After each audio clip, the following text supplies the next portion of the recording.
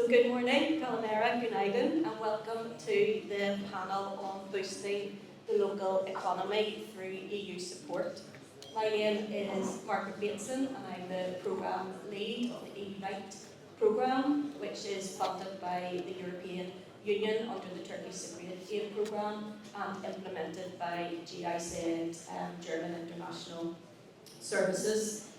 I have good news for the audience. This panel will not last 1 hour and 15 minutes, and that is for two reasons. I am Irish, as you can probably tell by my accent, so we like to get straight to the point and things fast. And the second reason is I'm joined by a fantastic panel who already know their stuff, and they are excellent at time management. So let's get started, and I'll introduce each of the panel. So Mustafa Bezig, you're very welcome. Mustafa is the Dean of the Faculty of Business and Economics at the Eastern Mediterranean University and specialises in lots and lots of things, but includes public finance, development economics, applied macroeconomics, labour markets, investment appraisal and peace economics.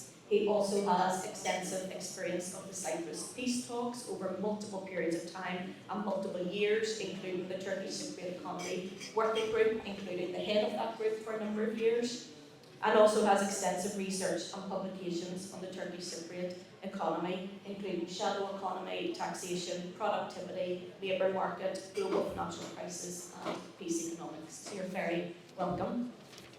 Our second panel member is Cleopatra Killy, who's a certified independent director and board member with more than 30 years' experience advising multinational corporations, governments and international organisations worldwide.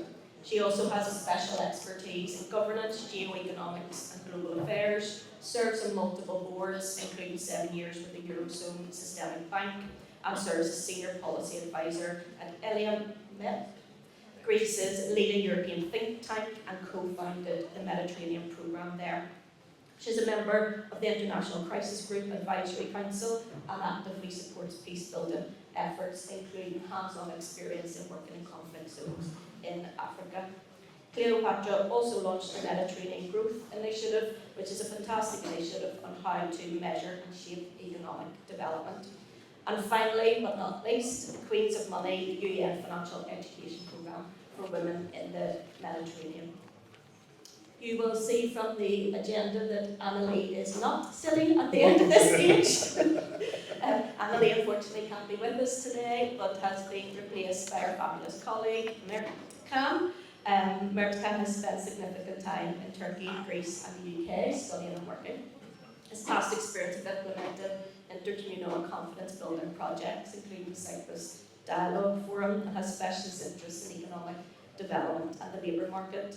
He's currently working as a consultant with the World Bank, and current research includes everything from macroeconomics to poverty, including working with the UNDP on the impact of the wider geopolitical environment, as well as researching, teaching in CIU, and engaged in journalism. So I think you'll agree we have a fantastic panel today with lots and lots of experience. So perhaps we could just put our hands together, first of all, to thank all our panel members for being with us today.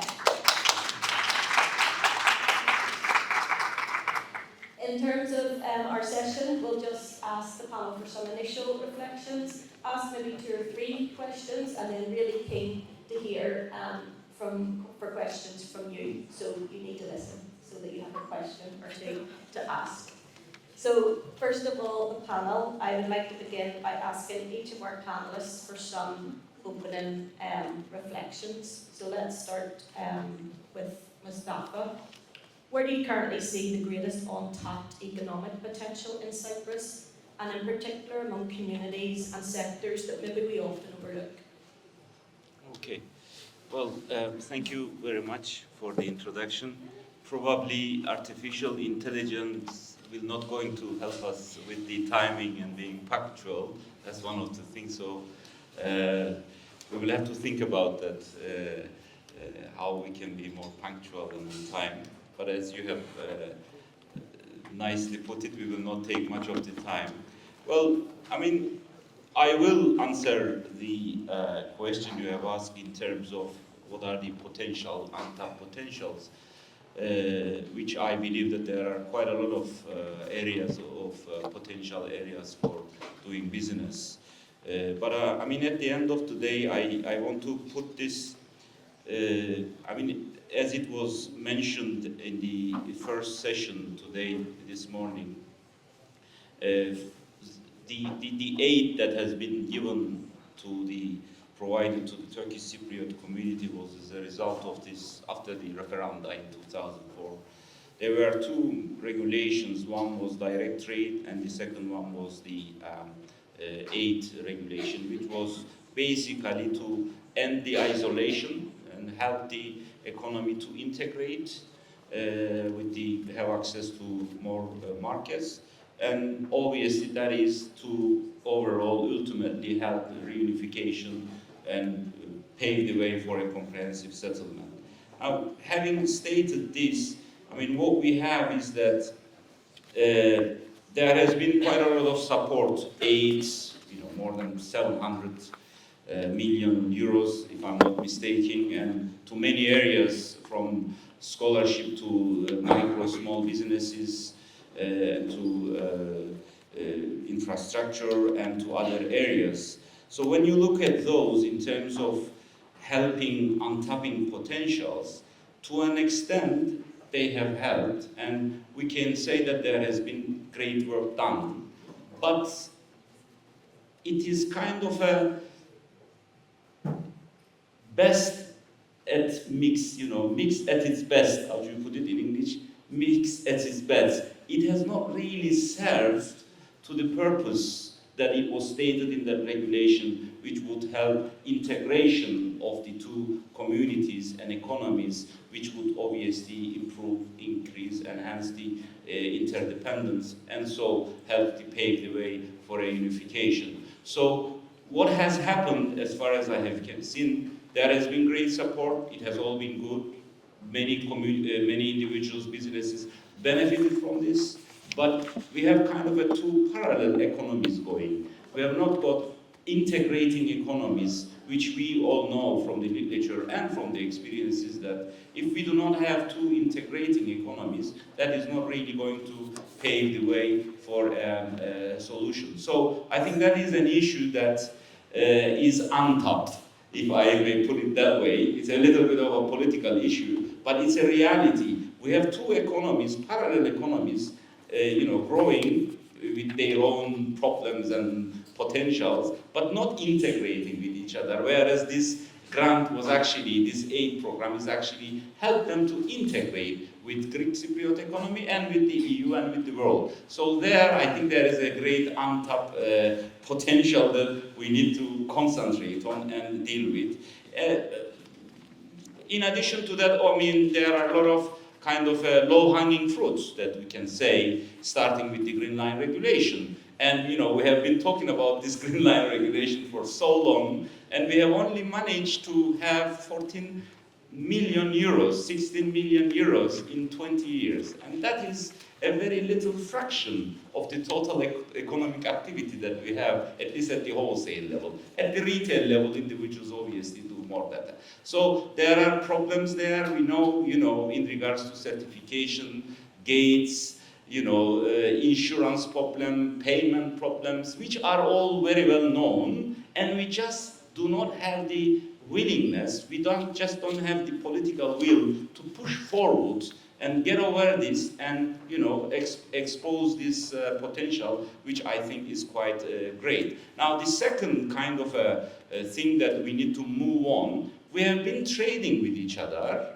but we have not been doing bi-communal investments, capital investments. So I think that is the second stage that we need to move on. And for that, we have produced a project via CPDC, where we are proposing a free economic zone where investors from two communities can come together, and with a special purpose vehicle, they can do investment. And I think this is something very important, because what we have experienced with the Hellumi case, which has been quite difficult in terms of advancing, but it has been a success at the end, still problems. But it was carried out with a committee where both parts were involved.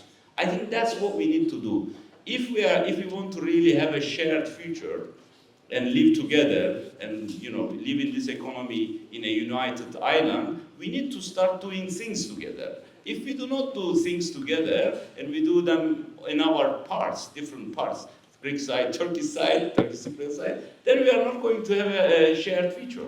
So, like this, what we are proposing for investment is also by communal investments, Greek Cypriots, Turkish Cypriots joining together, each using their comparative advantage and doing business. So that's another thing. The third thing, which is more of a medium and long term, I will not keep much long, is that we need to understand the facts that there are certain issues like energy, which are not only that we pay high electricity bills, but it's also more environmental issue and it's more of a regional issue. So for that, I think we need to establish a committee and work on electricity issue. There is a good project which has been done and is ready to go. We need to push for that. And I think, as was mentioned by Ahmed, I think in the last session, not only by at the political level, communities, individuals from the bottom should really push for such projects because it's to their benefit at all. I mean, we are living in a country with 300 days of sun, and we are still burning fuel oil.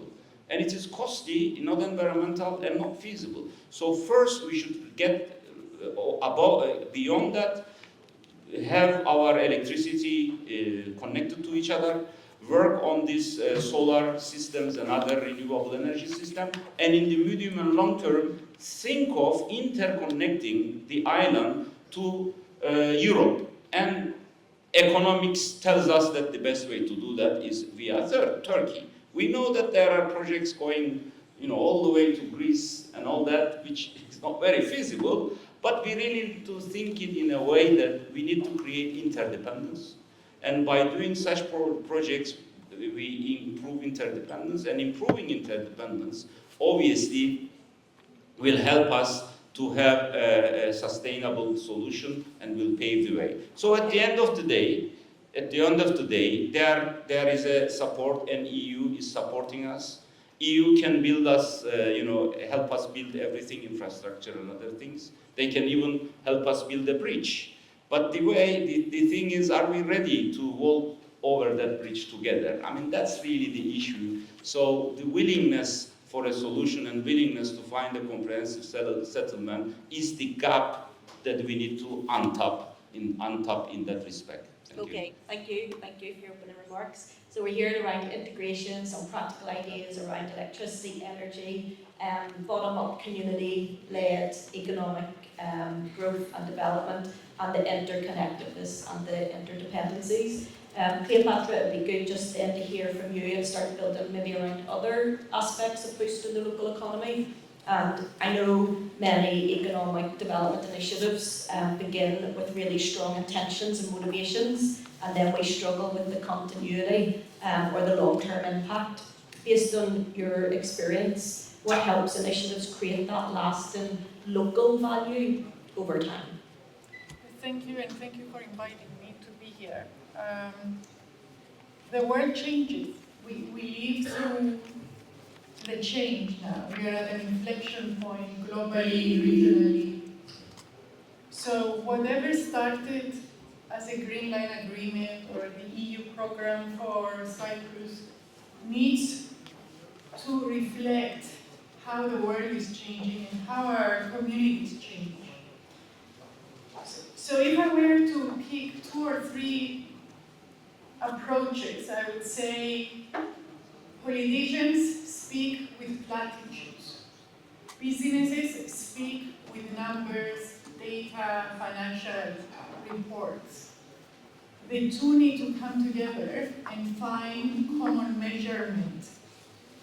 Policymakers design policies, but how specific are these policies? How specific are the quantitative and qualitative measurement tools of these policies in order to have informed changes made to it to adapt to a changing world, to adapt to a changing locality. Then it's reframing. How much imagination do we have and how much flexibility do we have to creatively change the intellectual premise of where we started and where we are going.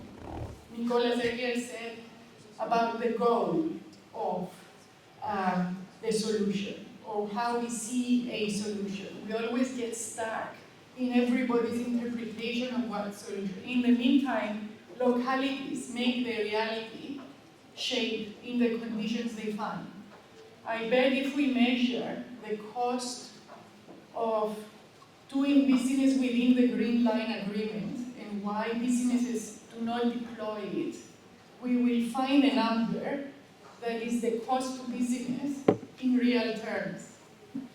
That will shape policy change. That will shape a different narrative. That will shape a different decision-making process amongst businesses. Flexibility. How much flexibility do these programs have to either broaden partnership agreements, bringing other actors in, and when I say other catalytic actors, I say women. We see gender missing from a lot of things. We see gender missing from measuring women entrepreneurs and how they shape their decision making and what the potential is of gender-based bi-communal businesses. We talk about technology. Technology has broken borders. It creates new markets no matter where you see it. How much do we put Cypriot joint entrepreneurship in the global market space? So one idea I had about the Green Line Agreement, instead of getting Greek and Turkish Cypriot entrepreneurs work and trade locally, how about it broadens its scope and it gets incentives for Greek and Turkish Cypriot entrepreneurs to bid jointly for supplying EU markets outside Cyprus. So to your idea about a sandbox of joint capital to do joint projects, another idea would be to extrapolate. Let's say Slovenia wants to build a project, it issued a tender, and it has a provision in that project that is an EU-enabled provision that allows Greek and Cypriot entrepreneurs who trade in timber to jointly supply the project. So how do we reimagine the Green Line Agreement to grow its scope and scale? How measurable is that? What targets do we set? What incentives do we give? What partnerships do we broaden? Bureaucracy is huge. It's a cost to business. For businesses to make a decision to venture into something, they need clarity, predictability, clear benchmarks, regulatory clarity, institutional clarity, tax clarity. Tax is a big issue. We haven't solved that into our joint working together. Maybe I should stop here, but I drew also from what Mrs. McIntyre said about the cultural trauma. Businesses create opportunities when the narrative or the storytelling on the potential becomes real. We haven't captured that. I think we've come a long way. We shouldn't just blame each other for not going far enough. I think we've done a lot in the 50 years of this peculiar situation we live in, of this conflict that keeps us back but not let us move forward. So how do we leap forward? By not trying to solve the insolvable, it seems, by creating practical tools. And that's where Europe thrives, right? Europe thrives in finding ways of collaboration, breaking down barriers, creating possibilities. I'll stop. Great, thank you. So we're hearing from Cleopatra around the factors that most strongly influence that local lasting impact around imagination, knowing what you want to do and measuring it, knowing whether something's a success or not. looking at evidence, data, policies, decision making, having flexibility, acknowledging that different people experience things differently through gender lens of what we're doing, and the interconnectedness and changing communities. Just building on that, Mayor Khan, in your view, what are the other factors that most strongly influence whether economic development creates a lasting local impact? And we all say, oh, funding, we need more funding, and we do. I'll answer two questions and separately, but first of all, I would like to thank for the European Commission for this opportunity, and also, usually I am not the one that represents the World Bank, but today that's a change. So for me also an interesting experience. So I would like to give a little bit about the World Bank's perspective in terms of how we can create the impact, and probably the core message is important, that the impact and the resilience is not an abstract theme, but it's about protecting the jobs, creating the living standards, trust, and also coming with practical economic links. So from this point of view, I may put 5 actually points how we can create a local impact. First of all, it's important to diagnose the local problems, local bottlenecks. This can be, faced by the workers, this can be faced by the institutions, communities, etc. And in our case, in the case of Cyprus, we know that there's a limited market size, high transaction costs, difficult transactions between the communities, fragmented standards, and so on. So, first of all, addressing this, diagnosing this, is an important aspect, because basically the business environment directly affects the jobs, the business opportunities, and the growth. So from this point of view, the understanding on, focusing on the jobs becomes an important factor. Second is evidence. One of the main problems in the Cyprus context, it's difficult to have shared evidence, it's difficult to have comparable data. So, all the economic discussions requires a little bit of, spontaneity sometimes. Sometimes, we cannot oversee the details, or, we cannot go in depth. So, from this point of view, for example, World Bank started the engagement more than a decade, basically, with Cyprus. Through the macroeconomic monitoring, analysis on living standards, surveys, etc., we try to provide evidence through the data. I think this is one of the important elements that can help, in increasing the impact.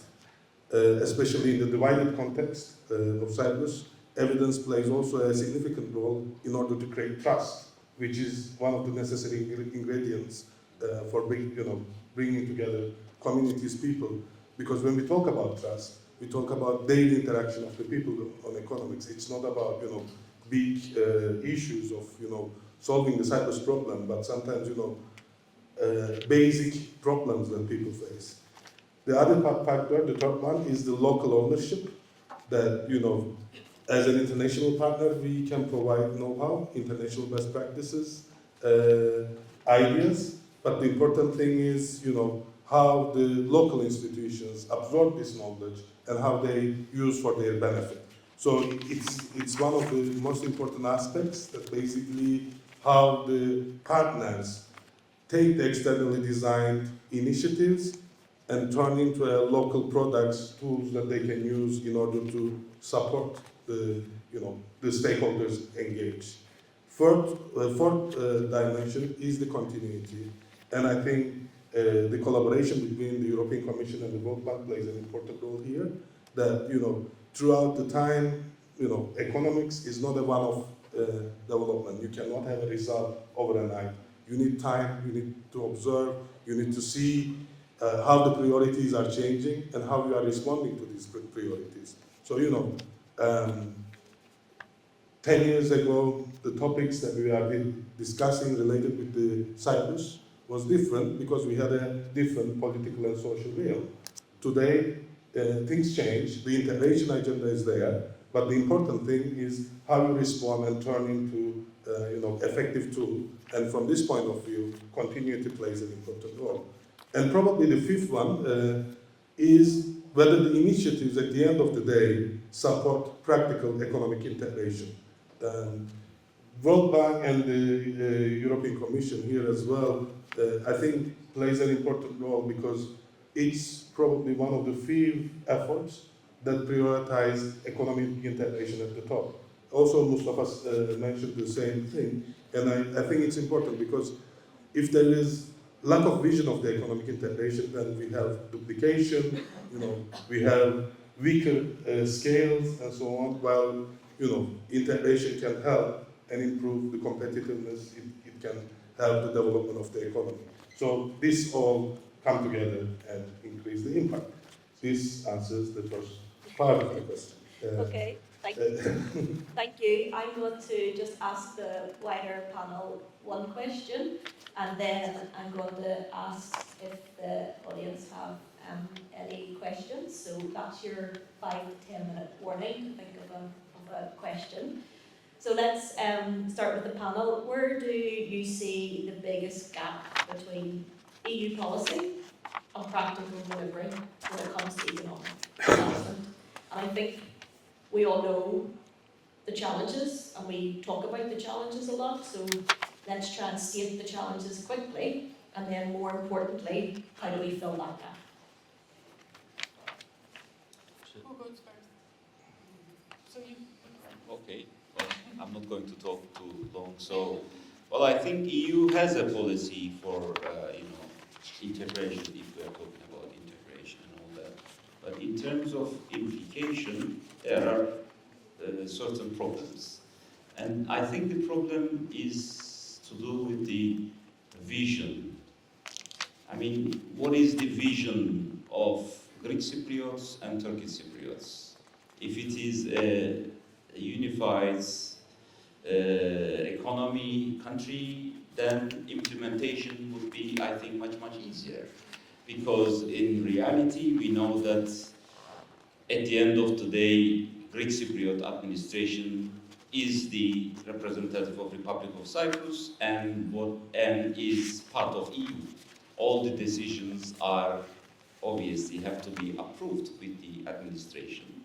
So there are many things that are not approved by the administration and not allowed. So because we don't have a common economic vision, we don't have a common vision for the future. I think that's the main issue. Now, can EU solve this in terms of implication? As I said, they have a policy, but in implementation, because of the political blockage, they cannot really do it. Why? Well, because the Greek Cypriot administration is part of that decision making, and because it does not have that common vision, it blocks it. That's basically the main thing. I mean, think about it. As mentioned, we have a VAT problem, and it's I find it very easy to solve, because it's a common thing in EU. We can use business to business method. We can use the exporting approach method in the tax administration, and we can solve it. But it's just that, we don't have that political will to solve it.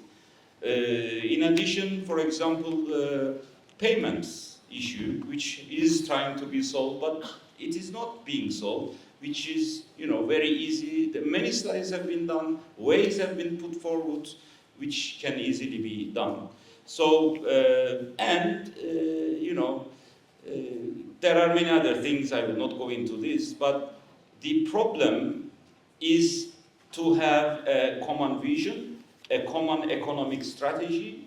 If we have that, then I think the others can easily be solved. But if we don't have that, we will still have political blockage, political interruptions, and that will not enable us to integrate, and that will obviously not enable us to have growth and development.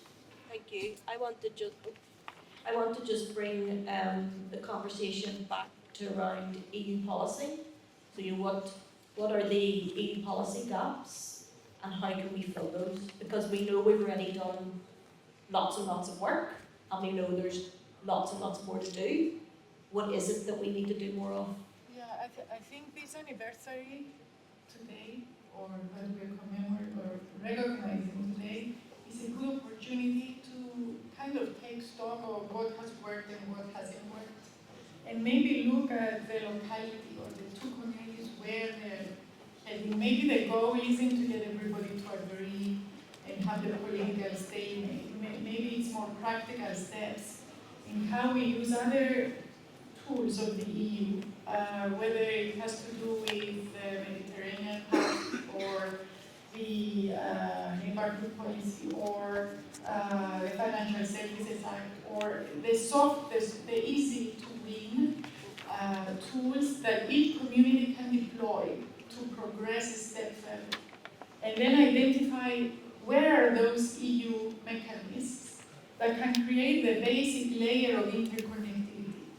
So, for example, if we are to take the idea of getting the Greek Cypriot and the Turkish Cypriot businessmen to bid for projects outside our geography, but in other markets, how could the Turkish Cypriots take a lead on driving new business opportunities in South Caucasus or in geographies where there are Turkic markets where they have a lead, and then how Greek Cypriots can take a lead in markets where they have affinity, either within the EU or broader than the EU. So how do we get the two communities to interconnect, but not only in our locality, beyond our locality? And the EU tool has many mechanisms to that. And tell us about some of those. Well, I would say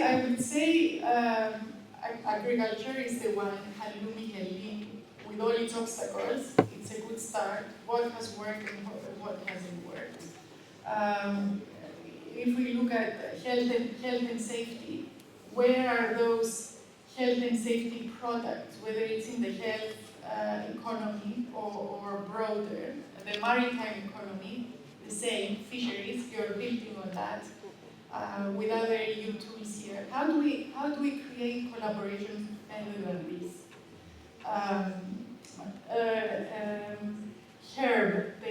Medicinal herb economy. Both of these are native to our region. That's also a very gender-based economy. A lot of women or female entrepreneurs are engaged in the holistic medicinal world. How do we create possibilities for that? I mean, as I said, we need to look at our tools, look at the locality, the realities, and where is the potential. Thank you. I'm going to open it to the audience with a question. Do you have your hand up already? Yes. American hasn't responded American to has his also. third question, to his second question. Yeah, I was going Hi, I actually have a couple of suggestions to your question. You know, what's the best sectors, opportunities for growth in business across the Green Line?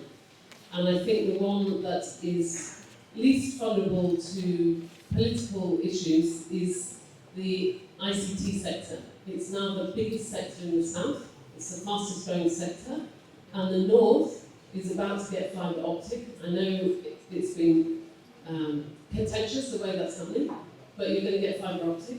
It's let's use the special economic zone based in the buffer zone with special purpose vehicles that Mustafa suggested. Let's get that rolled out and let's get the EU funding happening and have an intercommunal business association, because most of the tech pros, as they were in the south, are not from Cyprus anyway, so that would be politically much easier. That's my first suggestion. And the second one is, I completely agree on energy. We need to cooperate on energy. The most impactful way of doing that is actually, let's say, European Commission money, but I don't know if there's any ambassadors left here, European Union leaders putting their back into an interconnector that's first, so Greece comes last, first as Israel, Cyprus, Turkey. Why? Because that also improves relations between Israel and Turkey, which are really wobbly right now, and it gets an interconnection already on the island. That's my two suggestions. Thank you. Any other comments or questions from you?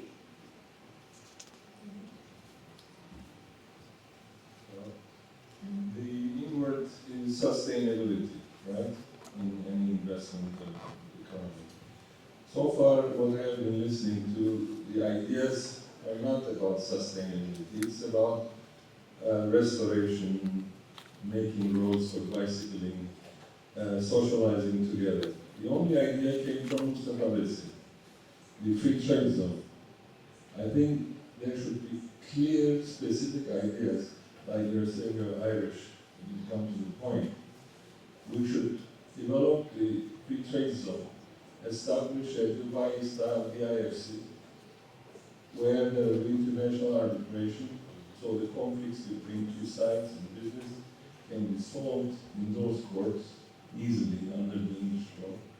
And there should be specific ideas, such as AI, hydrogen storage facilities, maybe property dispute settlement, arbitration, companies can do that, and the taxation in the free trade zone will be administered by the Free Trade Zone Administration. I would like to hear these specific ideas, because the only sustainable project so far is the sewage system of Nicosia.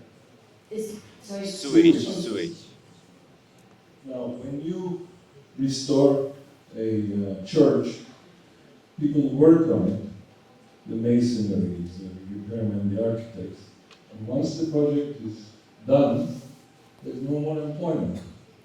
I think we should go into areas where we create employment for our young generation Yes.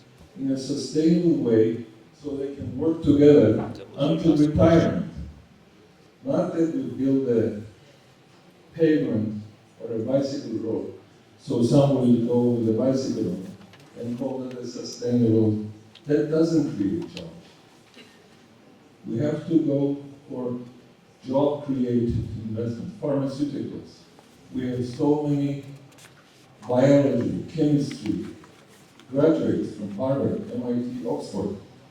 They can't find jobs. The only jobs are in the casino sector. Now, Have you read my last question? That was your last question. Yes. So, congratulations, Mustafa. And I think Hamid has the World Bank rep. I think here is a job for the IFC. Thank you. Thank you very much.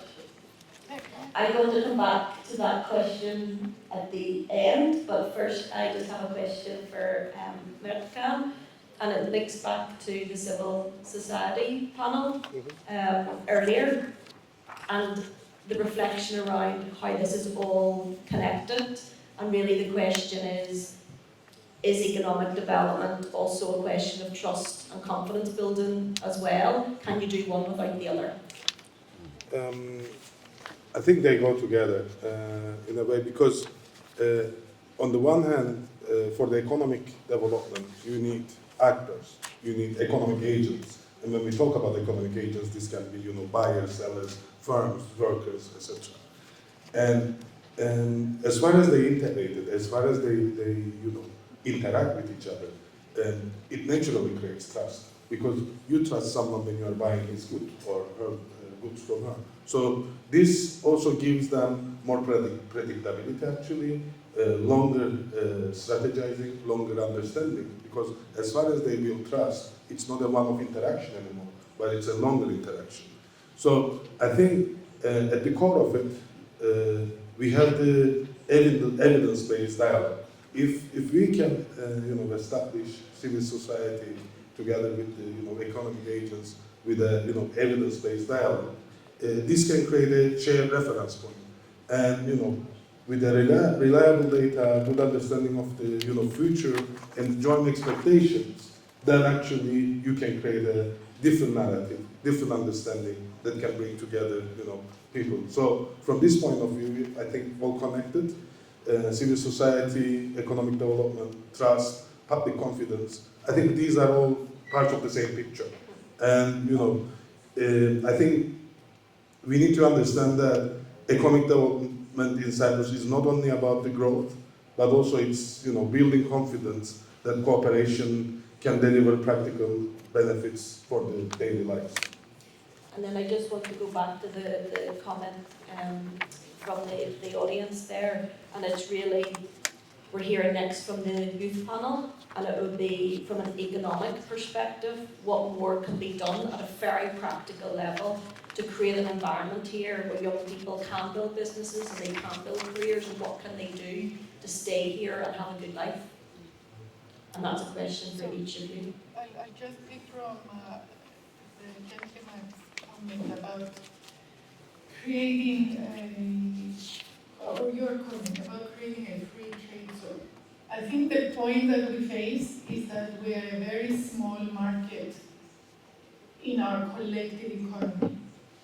Businesses to invest or for youth to stay, we need to create scale and scope bigger than our connected or siloed economies.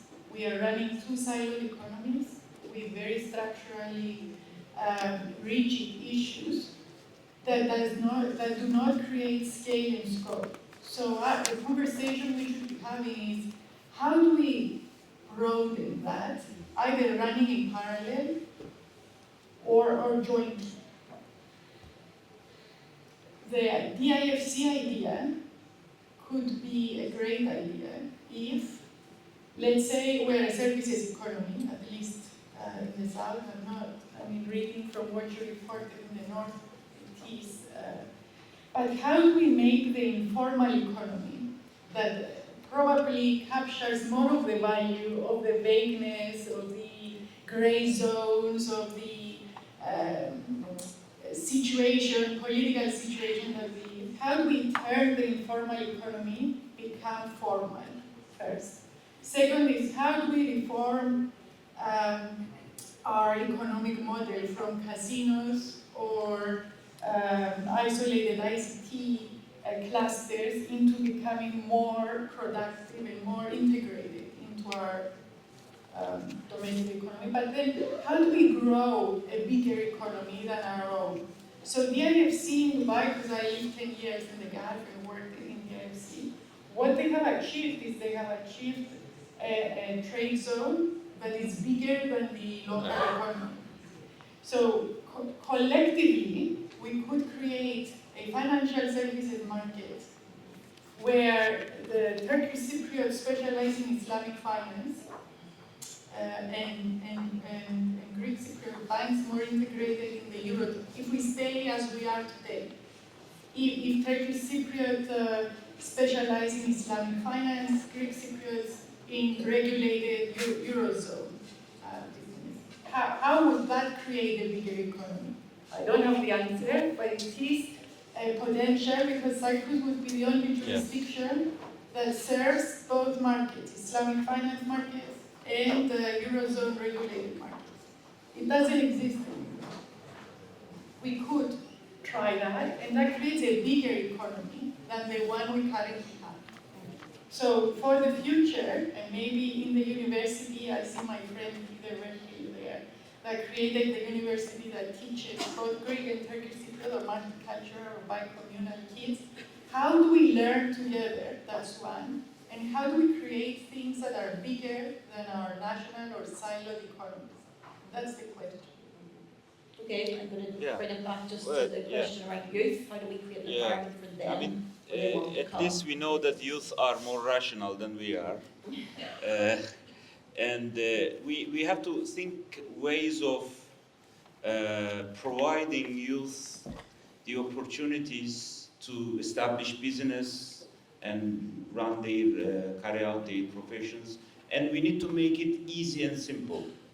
So maybe EU funds can be diverted towards enabling the young youth to establish business easily, easy establishment of business. That can, and the model that we are proposing, like the free economic zone, that I think avoids all the political problems and other things, so that we provide them an environment with a proper, maybe British law, or we can use the other laws, infrastructure, legal structure, an area in the buffer zone, support them, give them seed money, young people to establish business easily, and choose products.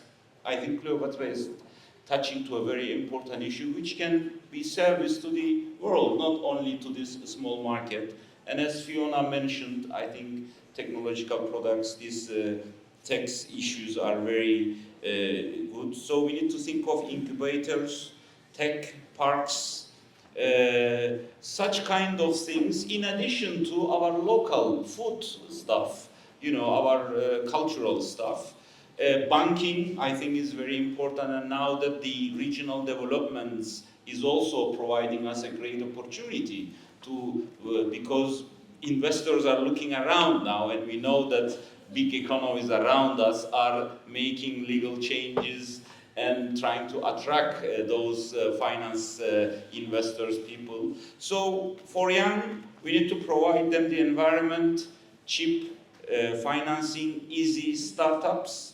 And I think if we can do that, and if we kind of provide them genuine ideas, and they can also have these joint ventures, they can obviously do this, because we need to avoid the political uncertainty, because political uncertainty is deterring all the Yes. economic decisions. So by creating this environment, this area, we can do that, and by supporting them financially, technically, youth can decide to stay here and live here because they are rational, and they will not obviously stay here if they don't see a future here.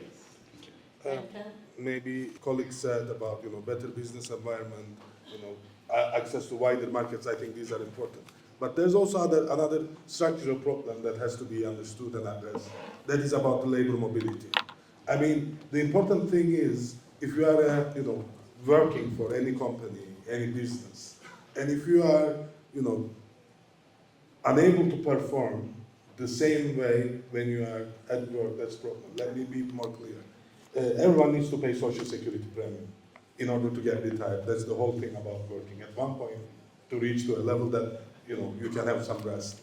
And in the case of Cyprus at the moment, you might work, let's say, in the Greek Cypriot community for 10 years, and then if you work 10 years in the Turkish Cypriot community, because they don't add up, basically you can't get retired. This is a fundamental barrier that makes laborers, workers, not to work across the community. When you think about the long-term planning, maybe on the short term you can find a job, but in the long term it's very difficult to plan ahead.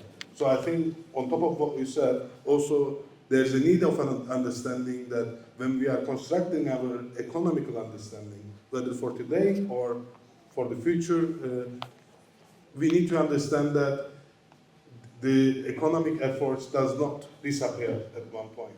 So at the moment, I think this is one of the main bottlenecks, and addressing this, I believe, will bring together the young people more often in the workplace, and I believe this will also help eliminating, some of the stereotypes, but also bring confidence. And then, we can talk about real jobs, real opportunity, real businesses. Okay, I'm aware that Mustafa's under time pressure with the change of time. So maybe just to close and wrap up from the panel, if we were to meet again here in 3 to 5 years' time, what would be the one change? Describe it in one word or one short sentence of what you would like to see in terms of EU support to the local economy. It's $1 million worth of a question. It is $1 million. Well, It's $1 million question that I'm asking in one To sentence. me, it's about unlocking the possibility of creating a bigger market jointly. And what would that? Unlocking the possibility of creating a bigger market for us as a joint, like both Greek and Turkish Cypriots working together to bid jointly for bigger projects outside our local market. Because of all these structural issues we face, we are stuck. How do we get unstuck? By collaborating, creating interconnectivity. It's how do we unlock that? I think to me, that's the bigger change. I think probably for the businesses to be able to act as a single entity, which at the European Union level now there's efforts for this. So maybe replicating this over Cyprus could be one beneficial thing, and the reflection of it to the labor market as well, so that the labor market at least operate as a single unified entity, no matter which stage of the settlement we are. I think this would be a significant value added for me. It is 20th year now with the EU support, so 5 years later you ask. 3 to 5. 3 to 5. In And 5 ambitious, years, we're ambitious. I wish to see 25 joint ventures supported by EU, seed money given, in operation, bi-communal joint businesses in 5 years. Okay. How's that? Number 25. So I think finishing with that three key messages. There's the interconnectedness, would help us make the market wider together. There's let's have integrated business, integrated labour. There's technical things that can be done. And then let's aim for 25 seed-funded joint businesses in the next 3 to 5 years. So 3 very clear messages from the panel to end on. I would just like to thank you again for taking your time out today. I know you're super busy, and thanks so much for making it easy on me today. Thank you.